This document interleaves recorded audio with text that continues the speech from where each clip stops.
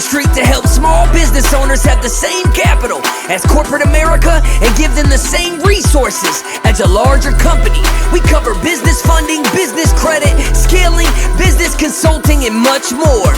Check out the website at shieldadvisorygroup.com. Welcome to the show, The Liquid Lunch Project. Hey, welcome back, everybody, to another episode of the Liquid Lunch Project. I am Matthew R. Meehan, alongside my partner, the Professor Luigi Rosabianca. What's going on today, Lou? Matt, today we're going back to the roots. This is the Liquid Lunch Project podcast. And in a false narrative of political correctness, you and I have gotten away from this, and we're back. I've got my Campari and soda. Matt's got his 3 shots of tequila lined up, and our guest has his bourbon on the rocks. Now, our next guest is an entrepreneur addict. He has figured out the art of entrepreneurship. There doesn't come success without failure, but his failures are rock star. His successes are rock star successes, and I know that he can offer some real pearls of wisdom. David Selinger, welcome to the Liquid Lunch Project. I know you've got a very big resume, and pound for pound, this time from you means a great deal to us. So welcome. It's great to have you. Lou, Matt, stoked to be here, and stoked to be able to. I mean, it's early on the West Coast here, so I'm stoked to be able to raise a glass with you guys this early. This is a little glass of Old Fitz. So nice. Cheers. There you go.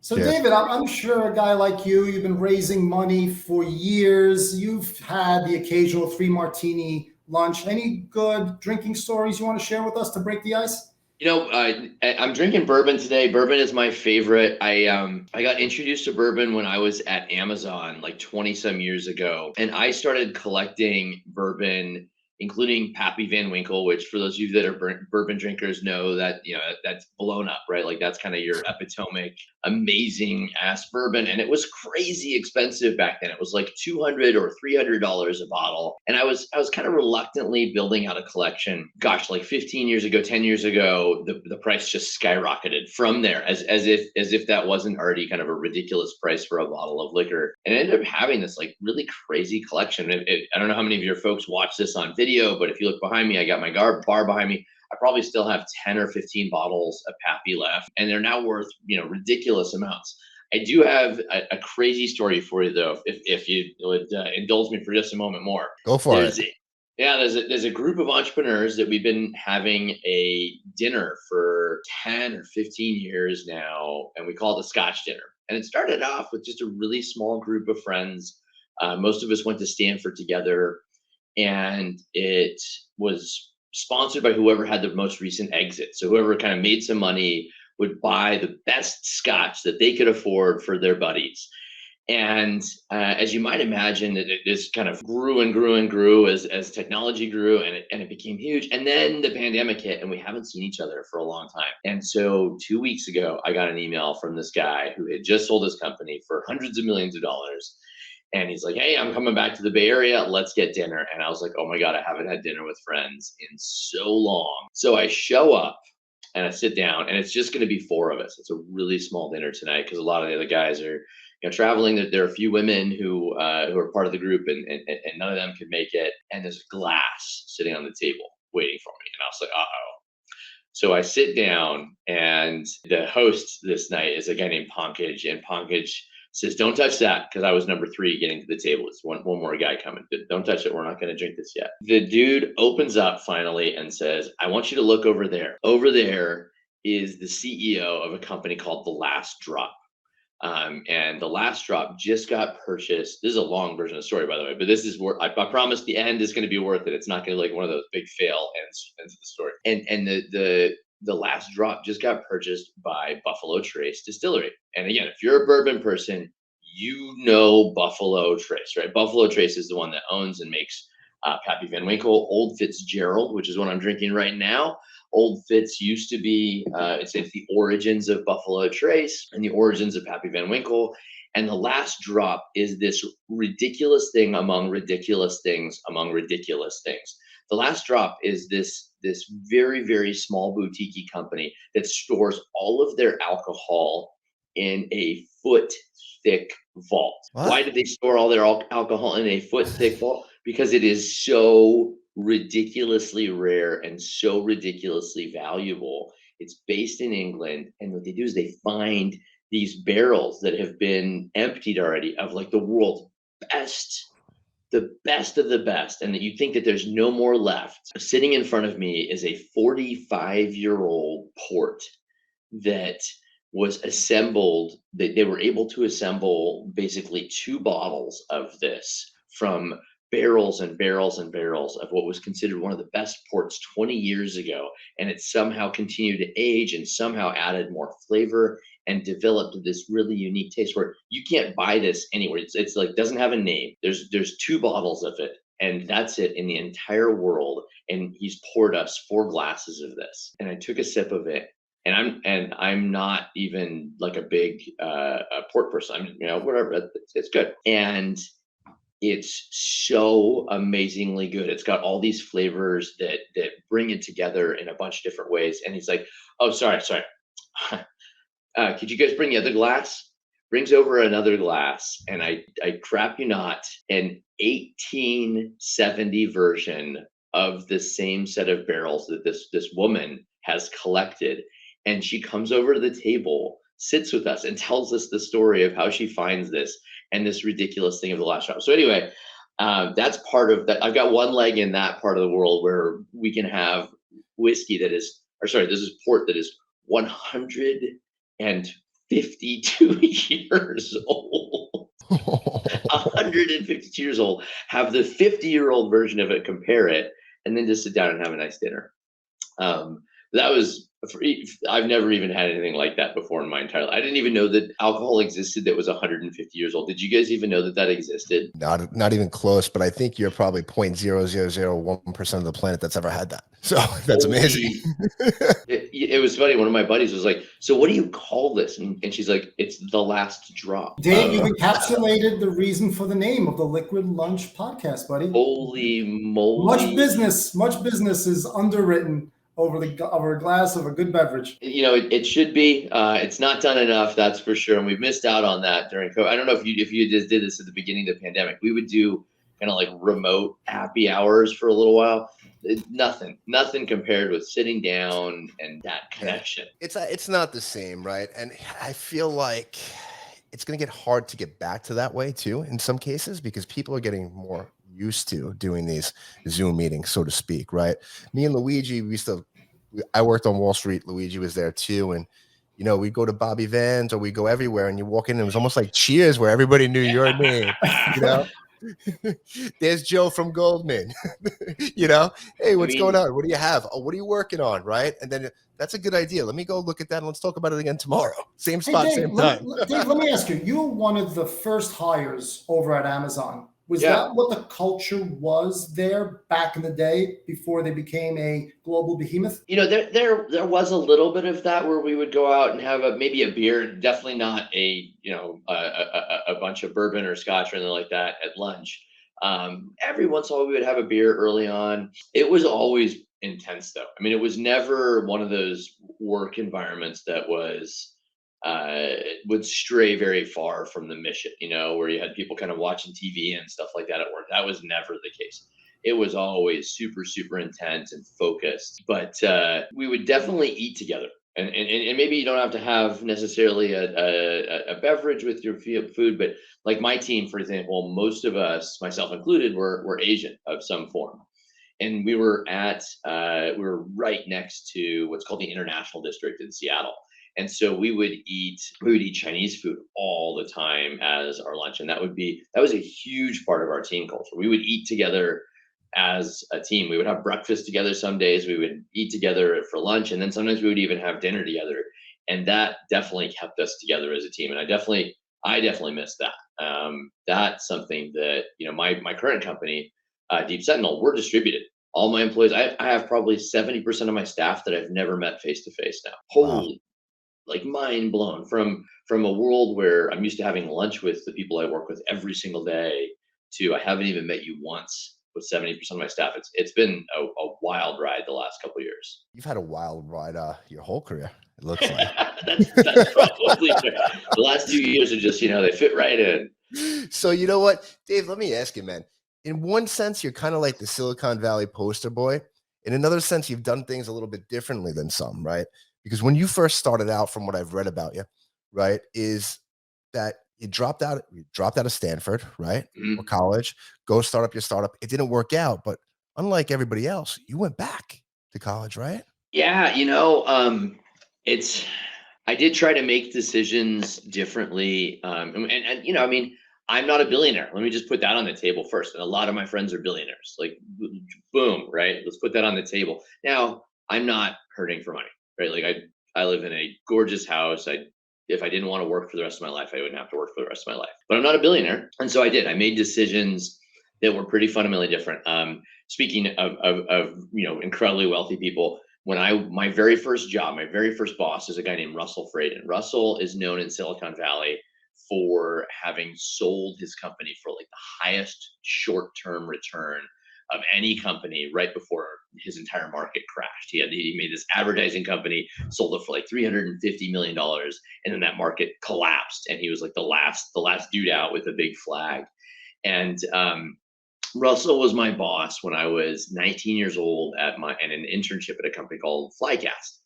And actually, I don't think I've ever told this story publicly. So here you go. This is Awesome. Cheers to a liquid lunch, pulling out the best of the best here, right? So I show up. I'm 19 years old, and I'd never had a professional job. I grew up in a little town in Southern Oregon, right? And so I really didn't know what a professional job even, frankly, meant. I was living in, I don't know, maybe 25 minutes from San Francisco. So I got up at 6 o'clock in the morning, and I put on a suit, and I get on Caltrain. I show up at Flycast at maybe 8 o'clock in the morning, and this is a tech startup. So no one is in the office. It is me and me in a suit and a bicycle, and the secretary is like, dragging drops out of her eyes and like, what the hell is this kid doing in our office? And she's, really polite, but is trying to get to the point of what the hell is this kid doing in our office? And it turns out Russell had offered me this job and then got really busy because it was a startup and forgot all about the job, forgot I existed, in fact. And so I had emailed him the week before and said, hey, I'll be there, at 8:39. And so I'm sitting there with the secretary for 3.5 hours until Russell shows up at noon, which is when apparently these tech geeks are allowed to show up at work. So he shows up at noon and he's like, who the hell is this guy? And so I introduced myself to him again, remind him that I now work for him. I'm his employee and I'm the first intern ever at Flycast. And he's like, oh, Jesus, what do I do with this guy? And so anyway, that was I ended up having a great experience. I had to find my own way because, as I'm sure you can infer from this story, he did not do a lot of planning as to how I am going to provide value for this company. And so I actually ended up finding this new way of delivering advertising. It's using a technology called JavaScript. It's actually what Google uses. We patented it at Flycast. I'm pretty sure that patent by itself was worth a couple $1 billion, but nobody ever bothered to enforce it. But we invented like awesome stuff there. I had a great internship, and at the end of my internship, Russell said, "Go back to school." I dropped out of college, and I never finished college. And you need to do it. And I don't even know if I told Russell that was what actually influenced me to finish my degree. But I kept that in my brain. The whole time. And Russ made me promise him that I would go back to school if I dropped out. And when it came down to it, we had this opportunity for me to go back after one of my companies imploded, and bam, I did it, and I loved it. And by the way, it was some of the best advice I've ever gotten. Again, we'll do another cheers to liquid lunch if you want to hear this. What's it like being a 25-year-old with a ton of money, going back to college? Understanding how to pick up girls, understanding the point of life, understanding how to manage time. David, I can assure you, my partner has no idea what that feels like, because when he was making a ton of money, 25 years old, all he wanted to do was pick up girls. That was maybe the best 2 years of my life. I gotta say I had an M3, at a BMW M3. This is 2001, 2002, 2003. So that was like the sick car to own. And so I'm cruising around Stanford in my BMW M3. I had started a little business with a local coffee company in my hometown called Dutch Bros, which is now a publicly traded coffee company. It's an awesome one. But I started a joint venture with them where I ran their internet division, and I had discovered Google advertising, and I was making bank. I was making like decent bank just selling stuff on the internet when nobody else really had figured out how to sell stuff on the internet yet. Dave, you're like the Midas of startups. Everything you touch kind of turns to gold. I can tell you so many stories about the stuff that turned into a duck that doesn't quack, though, too, man. I mean, I've got a lot of those too, but I'm gonna. If you want to hear some of those too, like there's all kinds of things. I have business plans and businesses I put months of time into and money into that nobody wants to hear about because they're just not even that interesting. You know what we would love to hear? When you were at Amazon back in the day, Yeah. and you had a staff of 10, from the beginning, from the genesis, did you have a visceral feel that you guys were onto something special? Or was that just a result of constant resilience and pivoting? Or was there that moment where it's like, wow, we're onto something really special here? I would actually describe it even a little bit more different. I think that Jeff Bezos knew we were onto something big. So my team at Amazon it was a new idea, and you're from Wall Street, so you'll get this, Matt. Bezos grew up at D.E. Shaw, and the whole thesis of D.E. Shaw was let's be numerical quant traders, right? And again, go back 20 years, and that's kind of a new thing, right? Trading was much more of a glass of this and a little bit of this, and then kind of see what comes out the other side. A little of this, a little of that. And and it's not that it was all deals made over a whiskey lunch, but a lot of it was at the time. And so D.E. Shaw's concept of making money using data was pretty new, right? And the credit card industry had almost imploded in the 80s until they figured out how to do risk modeling using statuaries, and that's so the whole idea of numerical foundations for business was pretty new at the time. And Bezos went to his board of directors and he said, we have tons of data. I'm going to do the same thing here. And they're like, sweet, show us how you can do it. Sweet, I will. Let's hire this guy. Go do it. And by the way, he didn't tell me this when I joined, but hey, dude, you're going to be the third guy that we're hiring to do this. Yeah, the other two guys, they don't work here anymore. And we, we didn't really hold the door as we let it hit them on the butt on the way out. So good luck. And that was basically how I joined Amazon. And the guy that hired me actually was the second guy on the way out. So I didn't even know that either, right? So I joined intending to join this guy, and then I ended up taking over the team for him. And so the whole concept of how do you make money with data was so new. It was the way I would describe it is less of like pivoting and stuff like that, just more just putting one foot in front of the other, one foot in front of the other, one foot in the other, and you don't know what's 3 steps ahead. We never at any point in time could have predicted what we would be doing in 90 days. It was really just every step was discovered. It was like kind of a university research project in a sense, but with hundreds of millions and billions of dollars at stake behind it. And so it was, I'm sure, again, Bezos had some idea of kind of where we were going, but we didn't. We started out, our very first pitch to Bezos, and this was kind of what led to the other guy making his way out of the building, was, we're going to build this huge statistical model of users, and we're going to use that to predict everything they're going to do in their lives. Here's this big kind of dramatic, academic, intellectual, theoretical model. And he's like, but how's that going to make money? How's that going to make money? How's that going to make money? Are you going to build anything? Are you going to build anything? Are you going to build anything? And so the way I presented it to him was, we're just going to build this thing. We're going to build a new thing called a data warehouse, which is now very, very commoditized around the world, it's just a big set of servers that hold a bunch of data and you can do analysis on them. Goldman Sachs, you mentioned a second ago, probably has one of the largest, if not the largest, most expensive data warehouses in the world. And it happens to sit at the floor of the NYSE so that it can trade in real time. So we built that, and then we started learning stuff, and then we just shared what we learned, and then iterated. When we learn this, what should we do with that? When we learn this, can we do something with that? We learned about fraud. One of the first things that we learned about was how much fraud was happening on Amazon that nobody was aware of. We found all these people defrauding users, and kind of clicking into Amazon unintentionally. And we found another one that we found that was kind of interesting. Do you guys remember Gold Box at Amazon? No, I don't. So Gold Box, when Amazon first launched, used to be this gold. There's a treasure chest in the upper right-hand corner of Amazon. And if you clicked on it, you got presented with 10 deals. There were 10 random deals. They would just, and the algorithm, I'll share this with the world, right? Like everyone says, what's this algorithm? They're trying to get me to buy this and this and this. It wasn't that. The algorithm was go through the entire database of products, pick 10 random ones every night at midnight, and then put them in the Gold Box and give people 10% off. That was the algorithm. Ladies and gentlemen, the biggest secret of the world, the best kept secret. It was exactly what they said it was. It was nothing more than 10 random things that they found and shared with people to see what the hell they wanted. You gotta we're getting a look behind the curtain here. Yeah, right. I mean, it's like you look behind the curtain, and sure enough, it's as dumb as you thought it was.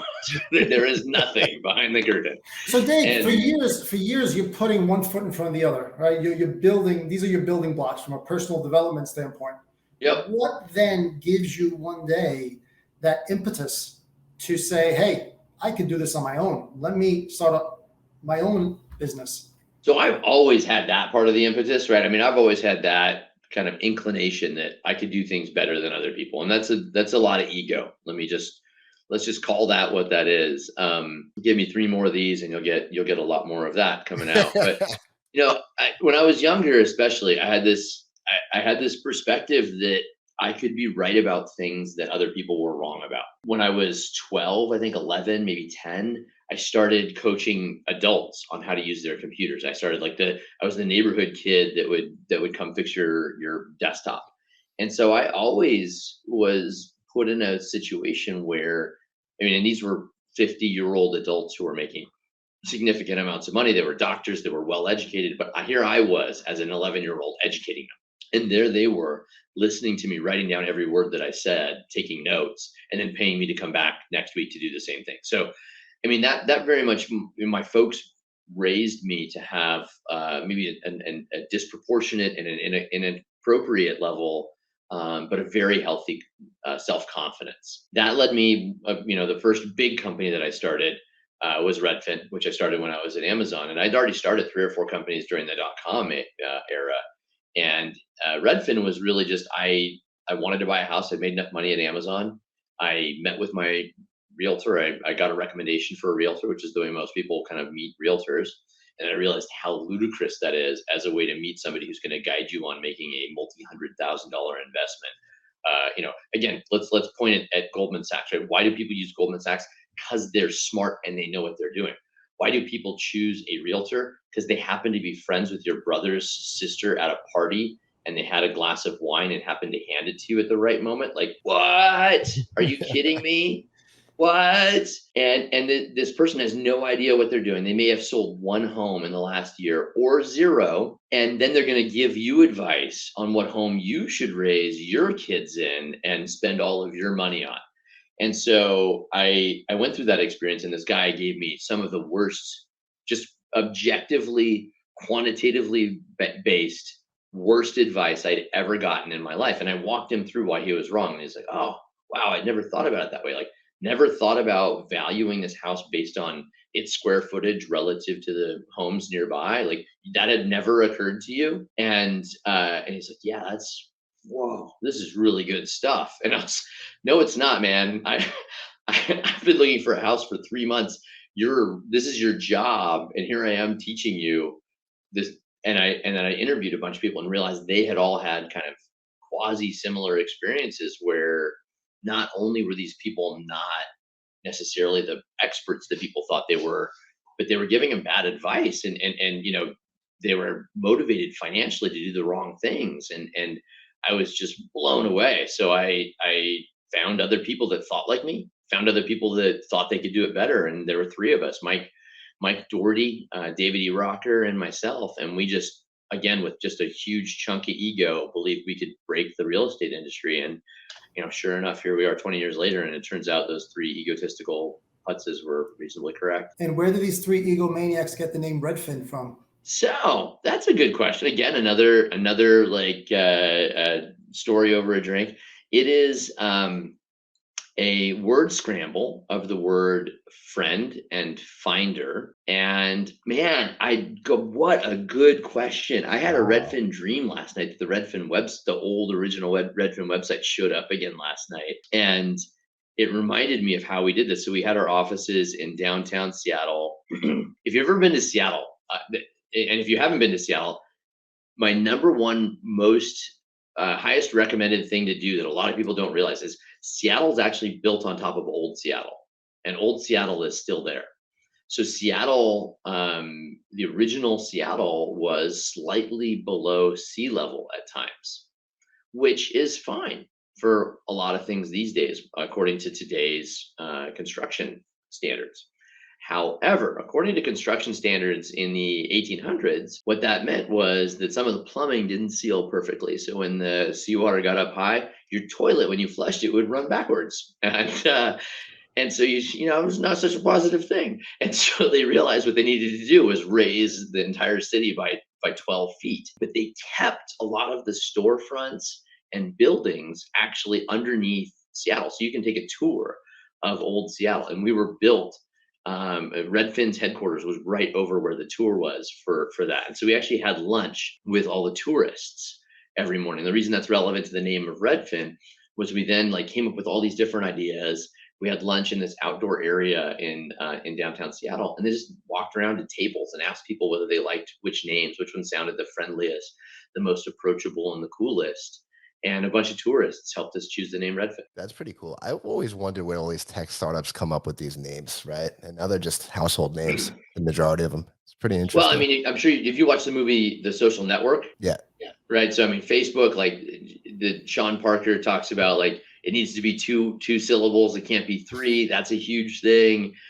2 or 3 syllables, not more than 6 letters. Here's where I go different. My last company was Rich Relevance, which is 3 syllables. No, that's 4. And then Deep Sentinel, which is also 4 syllables. There's a lot of thinking that brand recognition is about being easy and being accessible. And so, if you look at a lot of the tech companies, Quora is another one. What in the heck, right? Where does that come from? Yahoo, Google, they're not necessarily meaningful, but they're memorable, and they have kind of sharp pronunciation. They tend to start with a strong letter, and that's kind of their thinking. They'll literally sit at a whiteboard and just write stuff up until, oh, that sounds super cool, and they go with it, and then you're done. Hey, Dave, we'd be amiss if we didn't talk about one subject that is near and dear to your heart. Tell us about your feelings of AI and what the future has in store for us. Oh, holy moly. So, so just from an academic background, I'll give you the 30-second background on me. So I've been studying AI. As you said, it's near and dear. It's been my intellectual focus for the last 25 years. I studied it at Stanford. I did my research in robotics and AI when I was there. And then since then, that's what my team did at Amazon. That's what my company did. That's what Redfin is based on. That's how they come up with the price estimates for your home, and they figure out which homes you want to look at. And then my current company, Deep Sentinel, is an AI-based security company. And what's really interesting that's happening right now is that we're seeing literally a revolution in artificial intelligence it blows my mind from a technical perspective. And it's important because AI has this long history, 35 plus years, 40 years of one thing, which is overpromise and underdeliver, right? In the 80s, they had the thing called the Turing test, and they showed these computers that could trick you, and you would think you're talking to a person, but you're actually talking to a computer, and absolutely nothing came of that, right? I mean, they didn't get smart enough that, oh my God, when I call a robocall, I can't tell that you can tell that that's a freaking robocall. Let's call that what it is, right? We're 40 years later, that did not get to where it thought it was going to get to. And no, we do not have war games where computers are launching nuclear missiles and ending the world. And no, we don't have Terminator, right? I think Terminator the first one was based a year and a half ago, right? Like those things did not come to pass. But what did come to pass is that AI became something that every one of us use every single day now. And that is something that I don't think that we expected, right? We had these very different visions of how AI was going to happen. And that's based on this revolution that happened starting in 2012 through 2014 called deep learning. And if you Google that, you'll see there's tons of research in deep learning. It has changed everything from the way that stock companies trade to the way that we interact with each other on social networks. So I'll give a couple of examples of what deep learning is that we interact with on a daily basis. The most common one, and maybe the least impressive, but kind of the coolest, is our filters, right? Like here we are on Zoom, and I can give myself a devil face, or I can make myself look like Macaulay Culkin and scream. I can do kind of whatever I want to do to my own face. I can make myself look 30 years older or 30 years younger. And again, for the viewers that aren't watching this live, I'll just tell you, I would look a lot better if I were 30 years younger. So, that's one that we use every single day. That's deep learning. That is literally 100% deep learning. What it's doing is it's analyzing the structure of your face. It's finding features of it, and then it's modifying them all fluidly and intelligently. And that's done using a deep neural network to analyze every single pixel of your face every single second. Like it's just wicked fast, wicked good. What are some of the other things that this does? Deep learning that affects your life every day. It tags your friends on Facebook. It's what identifies them. It powers Google Photos. It powers Google. It powers all the image search. Importantly, it powers the Tesla that just drove by you going 90 miles an hour to make sure that it doesn't hit you and hit your car and hit your kids. It's everywhere. And it's changing everything. Recently, actually last year, Google launched something called AlphaFold, which solved a huge part of the genetic problem using deep learning. And so it's not only doing these screwing with your face, it's also solving huge problems that are going to affect medicine, that are going to affect our health, that are going to affect our kids' lives. And the reason I call it a revolution is I think it's going to change the way every single business functions in every sector over the next 5 to 10 years. And it's already happening around us. It's crazy exciting, and it's actually working. Again, unlike the last 20 AI big promises, this one actually has kind of a moderate sized promise and is over delivering. Your Alexa, by the way, right? Like that's what's recognizing your voice and recognizing your speech. That's all deep learning. Dave, tell us, how are you using AI in your most recent enterprise, Deep Sentinel? Yeah, sure. So Deep Sentinel, let me tell you a little bit what it does. So Deep Sentinel is a security system that is designed, unlike kind of your traditional cameras like you get from Ring or Nest or whatever, and unlike ADT that'll just detect open doors and motion. It's designed to actually prevent crimes, and this happened. It's the Minority Report. Yes, I mean the answer is kind of yes, yes. I mean the goal is, if you look at Minority Report, why does Minority Report kind of strike your mind? Because the guys show up before the crime happens and prevent it from ever happening. If you look at what it takes, right? Like talk to somebody who's had a home invasion, talk to somebody who's been burglarized. That affects here, like deep down in your heart, how you feel about the world around you. And that you never are the same. I've interviewed thousands of people that have been burglarized, and to a T, almost every single one of them can describe the way their sock or their underwear was hanging out of their drawer because this person had invaded the center of their privacy, their core. And so I couldn't think of a more important problem to solve. And I'd been doing deep learning research when my neighbor had a home invasion. And I started researching, my neighbor has an alarm, has cameras, we have a safe neighborhood, we have neighborhood watch. Like we're in a safe city. How did this happen? And I interviewed the police officer. I said, they've got an alarm, they've got the cameras, and this is at our neighborhood watch meeting. How come this happened to them? And he looked at me and he said, what the hell did you expect them to do? The alarm wasn't armed, not going to do anything. She was home. The cameras, did you expect them to jump out and stop the crime? And I was like, I don't know, kind of. I kind of wanted that to happen.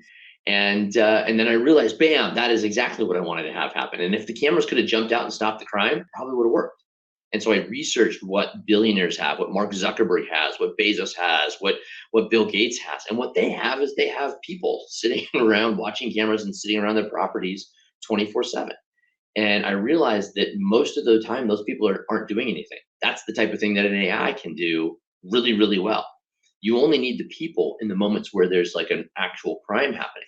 And so what we built Deep Sentinel to do is we have the AI monitor your cameras 99.9% of the time. But when there's actually something happening, we bring a live human being, a guard, a well-trained guard, to view your cameras within 2 seconds and intervene. So if you come onto my house, you're carrying a crowbar, from the second you hit my property line, the Deep Sentinel AI is watching you. The second you pull out the crowbar, the guards are watching you.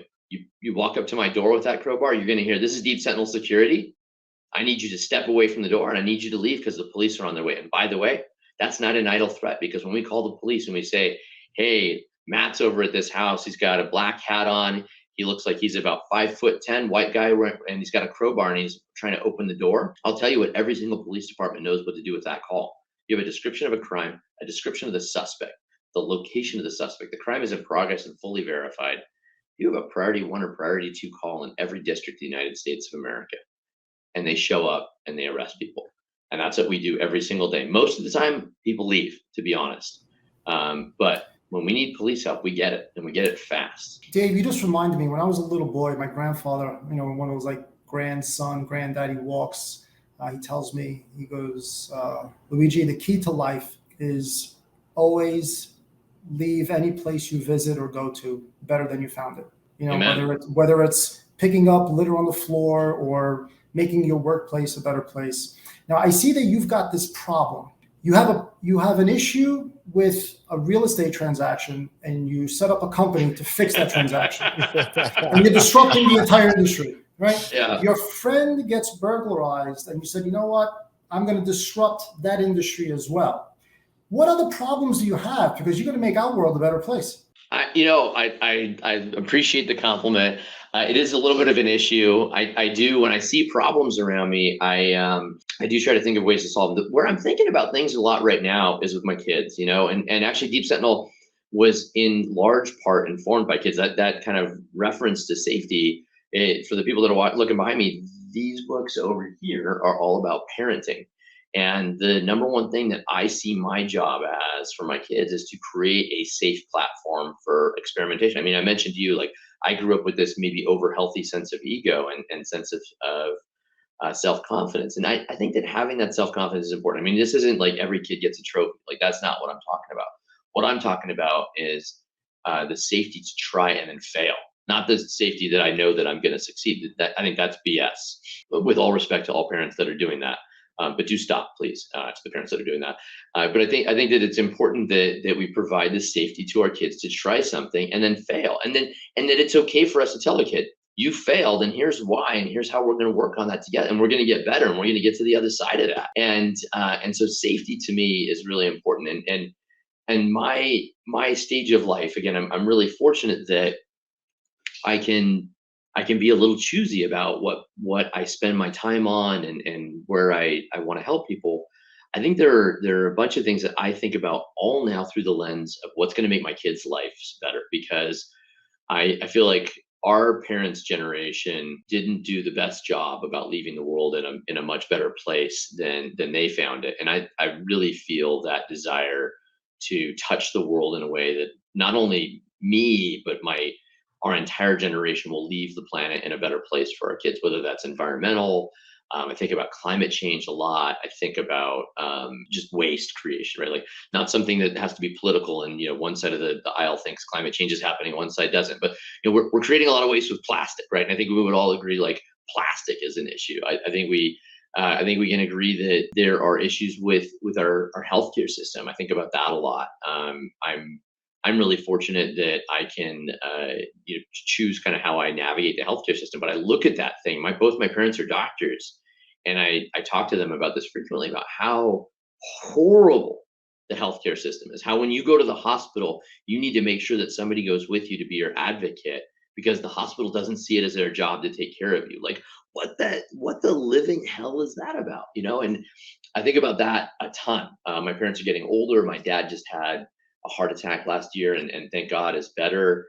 But if he weren't a doctor, would they have taken such good care of him? Would they have made sure that he got what he needed?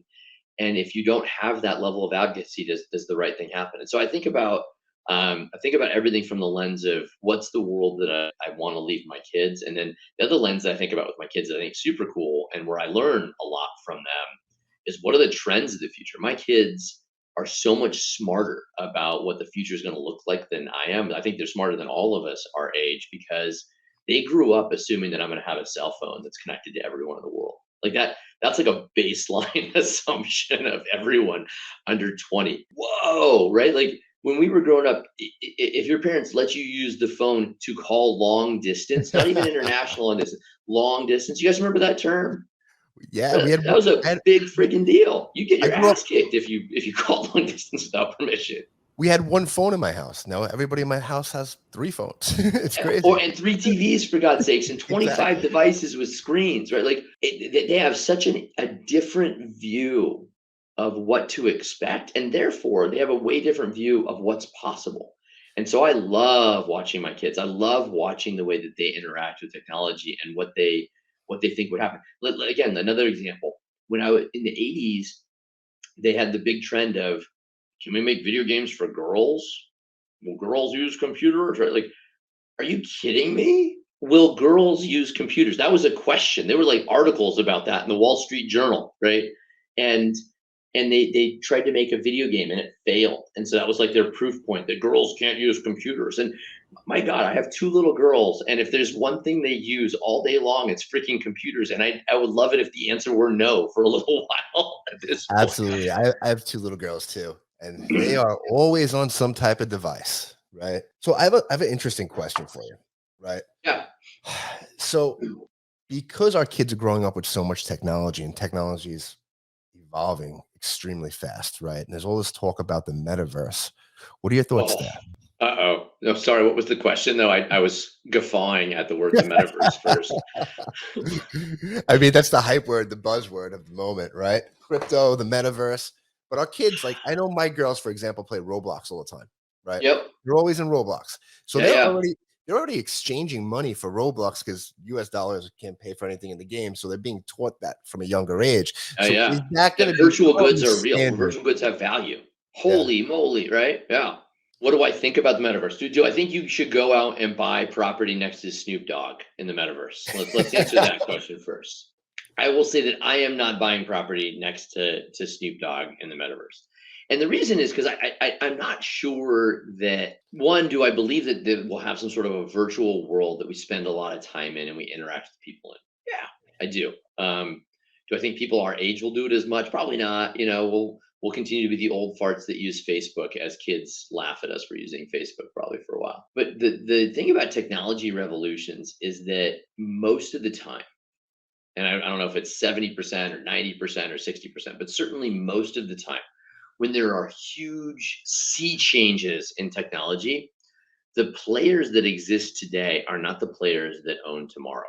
And so Facebook's metaverse is exactly that. It's Facebook's metaverse. And yeah, okay, Facebook renamed themselves Meta so they could call themselves the metaverse and then own their metaverse. Okay, sweet, nice job, Mark. But it doesn't change the fact that when there's a huge change in technology, the company that dictates the way that that's done will frequently be made by kids that are 20 to 30 years old and thought of things that are entirely different than the way that we think about them, and that can't have a 45-year-old kite surfing CEO who doesn't think about the world the same as the rest of the world. They have to have somebody who lives in the world where everybody else lives and understands that world so that they can change that world in the way that those people like it. I do believe that some form will exist. I don't think that Facebook's or Meta's metaverse will be the one that we live in. And that's the reason I won't buy property next to Snoop Dogg. Once we figure out which one's real, then you buy property next to Snoop Dogg. Right? For real, right? I will do that all day long. But I have very little faith that Facebook's inability to navigate politics, Facebook's inability to have a meaningful conversation with their own employees, right? Like, I'm sure you guys have watched some of the leaked internal communications between Mark and his employees. Like, if you can't get on the same page of people that you pay like $500,000 a year, you're paying them $500,000 a year to sit in their freaking chair and do what you tell them, and they still disagree with you. Pause here for a second, please, people. Can you really figure out how to build the platform for the next generation? Okay, if you set up and you're a multi-$100 billion company, you say, I want you to launch the first metaverse, and I want you to make sure that nobody gets sexually harassed there. And then in the first 30 days, the only thing people are talking about is sexual harassment. Like, you have a company that can't execute anymore. So metaverse, yeah, What but who's going to build it is somebody that we don't know yet. Some kid that we don't know yet. Why do you think that? Do you think that because they're a more mature company right now and they're not Yeah, I thinking mean, the same way they're when they mired started? in internal politics. They're run by people that are my age, that think that they're smarter than the kids that actually know what they're doing. They can't do things, right? One of the great things about startups is that they do things that are maybe not illegal, but maybe illegal. They do things that are not conventional. They do things that are crazy. Rebellious. Maybe the metaverse, the first metaverse, let me just throw it out there. It started by Pornhub, right? Like, maybe we need to have 3 more drinks before we can have this conversation. But like, maybe it started by Pornhub. Like, the CEO of Pornhub is actually really, really smart. Let me just search for Pornhub statistics. He goes and he makes quantitative analyses. Like, he was analyzing what kind of porn people are looking at in red states versus blue states and all this other stuff. Like, that's a real business. And maybe they launched the first one, but can Facebook do that? Heck no, right? Like, no way can they be the ones to launch that kind of a platform. But that may be what needs to happen. And the thing about startups is that the ones that people don't talk about are frequently the ones that do those experiments that didn't work. You're gonna have 35 or 40 or 100 or 1,000 companies trying to start their metaverse. And let's say it's 1,000, 999 of them fail miserably. And we don't talk about them again. And only one of them is the one that starts again, I'll build on this because it's a horrible analogy and I hope everyone sees that. But only one company builds the porn version of the metaverse, but that's the one that takes off.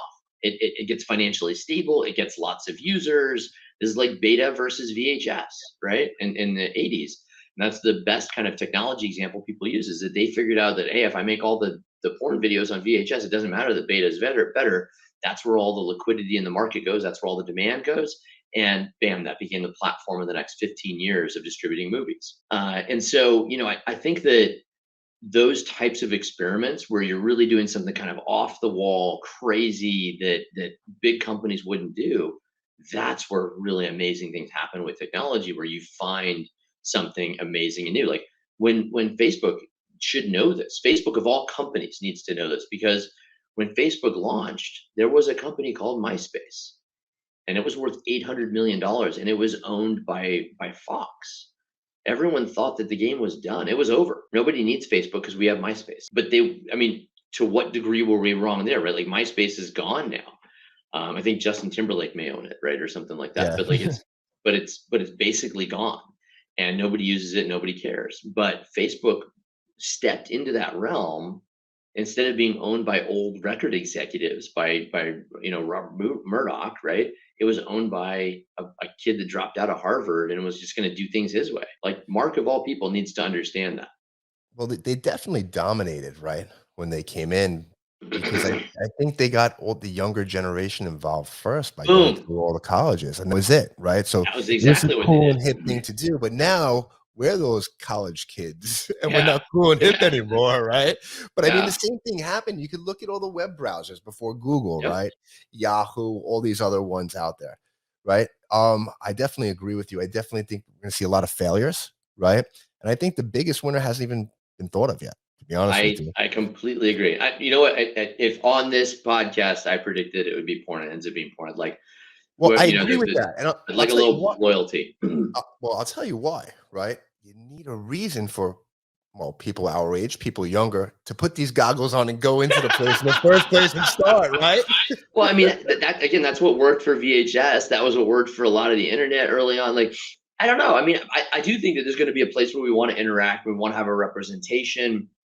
I think the other thing, though, that people don't realize when they think about the metaverse, a lot of times people our age think about singular identities. One of the key concepts that kids have that we don't have is multiple identities. Kids are super comfortable having lots of avatars. All of our movies, all the ones that we've made, all the ones that we envision our future of this metaverse have a single identity. Name a kid right now under 20 that has a single online identity. Unless they're 3 and it's their first one, they've got multiple.